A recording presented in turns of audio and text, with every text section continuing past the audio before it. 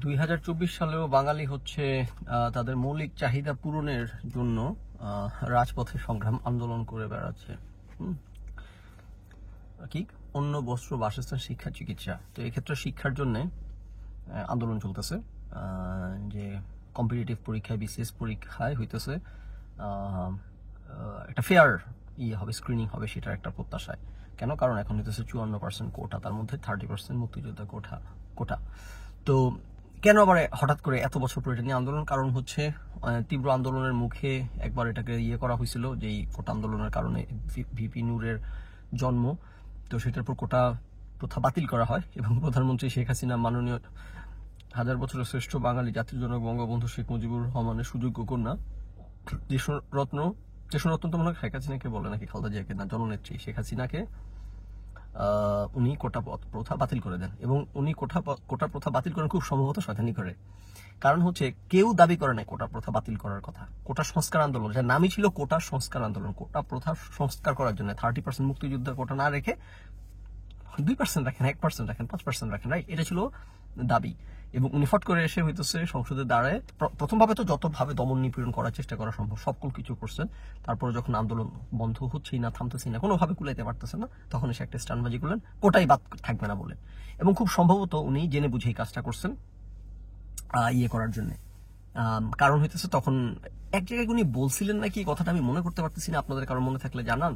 এরকম উনি কি বলছিলেন নাকি যে এটা হাইকোর্টে গিয়ে, মানে কোর্টে এটা টিকবে না, মানে এরকম উনি বলুক বা না বলুক, এক্সপ্লিসিটলি বলুক বা না বলুক, এটা খুব সম্ভবত ওনার মাথার মধ্যে এই কুমতলবই ছিল যে উনি কোটা সংস্কার দাবি মেনে নিলে ছাত্রছাত্রীদের, সেটা না করে যদি কোটা বাতিল করে দেয়, তাহলে এটা নিয়ে আবার একটা প্যাচ খেলার সুযোগ থাকবে, একটা প্যাচ ধরার সুযোগ থাকবে, একটা তখন আবার মামলা করবে নিজের লোক দিয়ে, ওই যে কি জানি, সর্প হইয়া দংশন করো, ওঝা হইয়া ছাড়ো, হ্যাঁ, হাকিম হইয়া হুকুম করো, পুলিশ হয়ে ধরো। হ্যাঁ, তো এটি তো অসভ্যদের সাথে এরা খোদা, রাইট? হাকিম হয়ে হুকুম করে আবার পুলিশ হয়ে ধরে।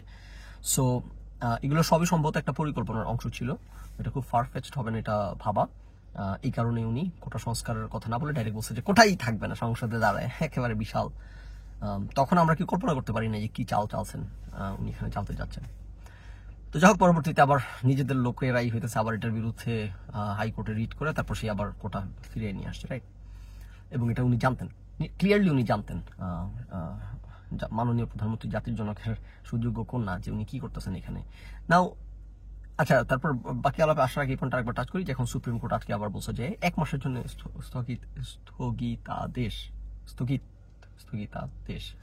স্থগিতাদেশ দিচ্ছে আর কি, যে 1 মাসের জন্য আন্দোলনের মুখে, রাইট? তামাশা আর কি এগুলা।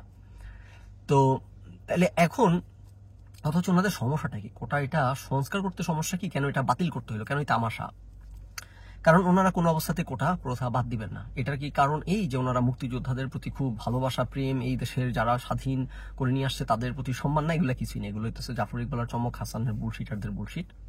মুক্তিযুদ্ধের প্রতি যদি সম্মানই থাকতো, দেশের প্রতি, সংবিধানের প্রতি, সার্বভৌমত্বের প্রতি, তাহলে এই দেশে একটা নির্বাচন হইতো। এই দেশে এরকম নির্বাচন ছাড়া একটা স্বৈরতান্ত্রিক সরকার, মানে এটা অবশ্য মাননীয় প্রধানমন্ত্রীর, এটা ওনার লেগেসি। ওনার বাবা একই কাজ করছিলেন দেশ স্বাধীন করার পর, একেবারে এই তরিকায়, যে কারণে ওনাকে শেষ পর্যন্ত বলা হয়ে থাকে জীবন দিতে হয় এই কারণে। তো সেটা তো আমরা দেখি নাই, তখন ছিলাম না, এখন একটু দেখতে পাচ্ছি আর কি, সেটার স্যাম্পল।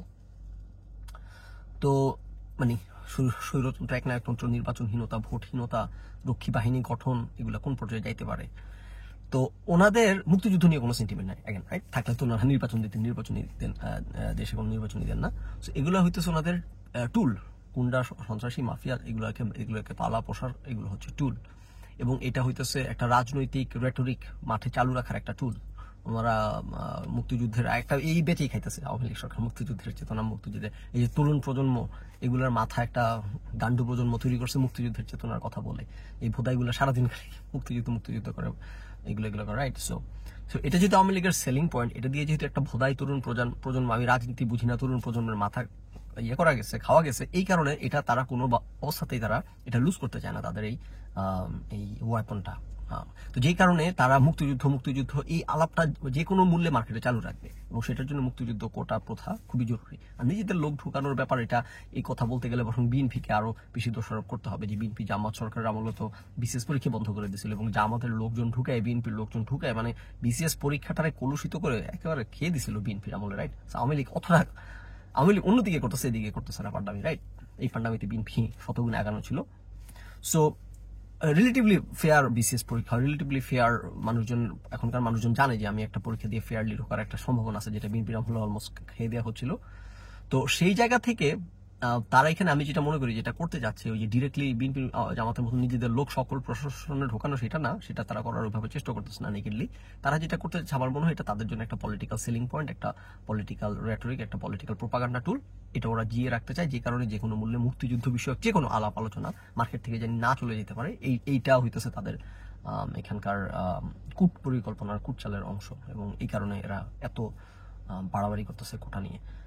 তো যাক, সেটা কোনো সমস্যা নেই, আমার কোনো, আমি তো দেশে থাকি না, আমার করে দেখি না। যেগুলা আপনারা দেখেন কোটা আন্দোলনের জন্য ছেলে পেলে জীবন দিয়ে দিতে রাজি আছে রাস্তায় নেমে, কেন? বিসিএস পরীক্ষা চাই, সরকারি পরীক্ষাটা চাই তাদের, সরকারি ইয়ে করতে হবে। তো ঠিক আছে, তোমরা সারা বছর এমনিতে আদারওয়াইজ ইতিবাচকতা মারাও, এখন নিজের পাছায় যখন চলে আসছে ব্যাম্বুটা, এখন হইতেছে রাস্তার মধ্যে নেমে এখন আর মানি না, এখন আর ভালো লাগে না। ঠিক আছে, ব্যাম্বু খাও, ইতিবাচকতা করো আর ব্যাম্বু খাও। আমি আপনাদেরকে বলে দিই, আপনারা যারা ইতিবাচক মারানি আছেন আমার অডিয়েন্সের মধ্যে, গোপনে শুনতেছেন ইতিবাচক মারানি, আমি আপনাদেরকে বলে দিই, এই দেশে আপনার like you have no escape. আপনি আজকে এখানে না হোক, কালকে ওখানে, কালকে ওখানে খালে ধরা খাইতেই হবে, মারা খাইতেই হবে। 40-45 বছর বয়স যখন হয়ে যাবে তখন আর ইতিবাচক মারানি আসবে না। এগুলো তো সবসময় বলি, ইতিবাচক মারানি যা দেখেন অনলাইনে, এগুলো সব স্কুল কলেজ বহিন পোলাপান, সোগার মধ্যে বিভিন্ন সাইজের বাসে এখনো প্রবেশ করে সারে নাই। হ্যাঁ, 40-45 বছর আসতে আসতে বাবুরা, এখন বাংলাদেশের যত 40-45-50 বছরের লোক আছে জিজ্ঞেস করো, সব দেশ ছাড়তে রাজি, খালি এখন দেরি করে ফেলছে, এখন আর দেশ ছাড়ার অপশন হাতে নাই। আর যখন অপশন হাতে ছিল তখন চেতনা করছে যে না, এই দেশ ছেড়ে, সুজলা সুফলা দেশ ছেড়ে কোথাও যাবো না মা, এই করে টু লেট নাও, রাইট? সো ইতিবাচক বাড়ানি যারা আছেন, গোপনে শুনতেছেন, তাদেরকে বলি, এরকম আমার কাছে তো অনেকেই টাইম টু টাইম মেসেজ করে বলে, আপনাদেরকে বলছি বিভিন্ন সময়, যে আফসোস করে যে ভাই আপনাকে ভুল বুঝছিলাম, আপনার কথা ভালো লাগতো না। পরে বিভিন্ন সময় যখন বাসটা খাইছে তখন এসে বলে যে ভাই এখন আমি বুঝতেছি আপনি কেন এগুলো বলতেন, এখন বুঝতেছি আপনি কি বলতে চাইতেন, এখন বুঝি আপনি কেন র্যান্ট করতেন, এখন বুঝি যে এই দেশ আসলে আপনার কেন অসভ্য দেশ বলতেন, রাইট? সো ইতিবাচক বাড়ানিরা গোপনে শুনো, আর হইতেছে ব্যাপর জন্য রেডি হয়ে থাকো, মাস একটা আসবে, মিস নাই, মাস একটা আসবে আর কি। হ্যাঁ, কবে আসবে সেটা হচ্ছে প্রশ্ন।